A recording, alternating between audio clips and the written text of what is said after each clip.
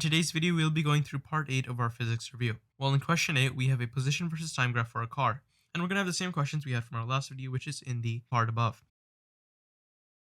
Well, it's asking us to find if the velocity is positive, negative, or zero. Well, if you remember from our last video in our tips, we said that the slope of a xt graph or position versus time graph equals velocity. Well, we can see that this graph obviously has a negative slope as it's going downward from left to right, so we're going to have a negative velocity.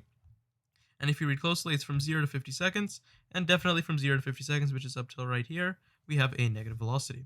So let's go to part B, which is asking us if it's speeding up, slowing down, or at a constant speed.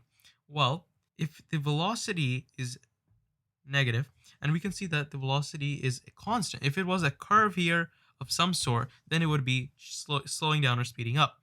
But it's at a constant rate of change, a constant slope, meaning we have a constant velocity. Next, in C, it asks us to solve for the velocity. Again, the slope of a position versus time graph is the velocity.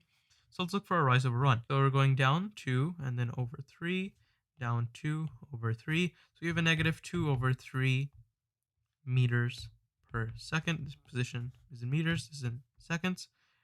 Negative 2 over 3 meters per second is our velocity. So negative 2 over 3 meters per second. And that's our answer for part C. Now we're going to do part 2 of question 8.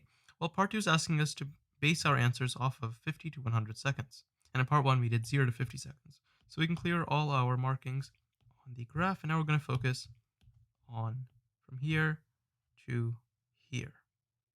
Now, we have the first question. Again, they're the same questions, positive, negative, or zero velocity. Well, we can see that it's still a decreasing slope. So we have a negative slope and a negative velocity. Next, it's asking if it's speeding up, slowing down, or constant speed. Well, as I said before, if it had a curve of some sort, then it would be speeding up or slowing down. But here we have a constant slope and it's negative, so we have a constant speed. Finally, it's asking us to solve for the velocity. We just need to take the slope of this position versus time graph, and we got our velocity. Well, we have going down, going down 2 over 3, down 2 over 3. We have a negative 2 over 3 meters per second, which is the same as part 1. So our answer for this last part is negative 2 over 3 meters per second. And that's how we would do part 8. I hope this video helped. If you believe it did, please consider to like and subscribe.